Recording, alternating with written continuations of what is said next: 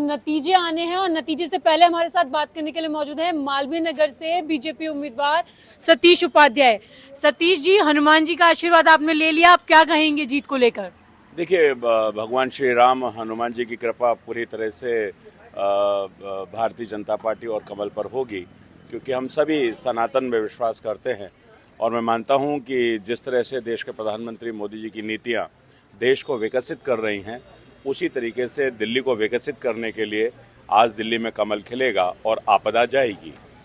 आपदा जाएगी।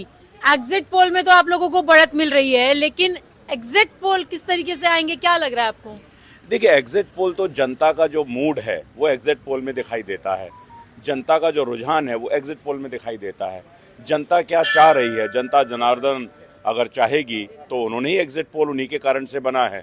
और ये सही बात है कि 10 साल में आपदा ने दिल्ली में आपदा ही खड़ी की है।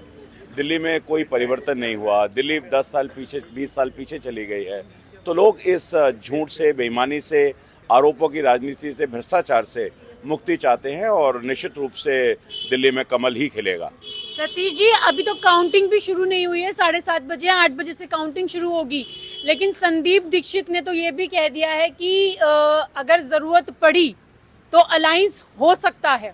मालूम नहीं, अभी तो कहना चाहिए कि अभी तो गांव बसा नहीं और मांगने वाले आ गए। ये इस तरह की एक जो हमारी लोकोक्ति है कि कुछ नहीं है अभी, जिनके पास कुछ है ही नहीं और वो अभी बनाने की, सरकार बनाने की बात कर रहे हैं। तो भारतीय जनता पार्टी का कमल कितनी सीटों पर खिलेगा सर? देखिए, मैं नहीं कह सकता हूं कि कितनी सीटों पर खिलेगा, लेकिन मैं जो दिख रहा है, जब आंधी होती है तो गणना करना मुश्किल होता है, और इसलिए जब आंधी है तो सरकार भारतीय जनता पार्टी की बनेगी, इतना ही मैं कह सकता हूँ।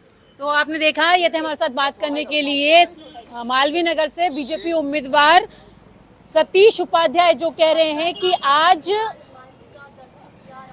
भाजपा की आंधी चलेगी और इस आंधी में आपदा जाएगी और भाजपा आएगी। विजय चंदन सिंह के साथ न्यूज़ 18 इंडिया के लिए रचना की रिपोर्ट।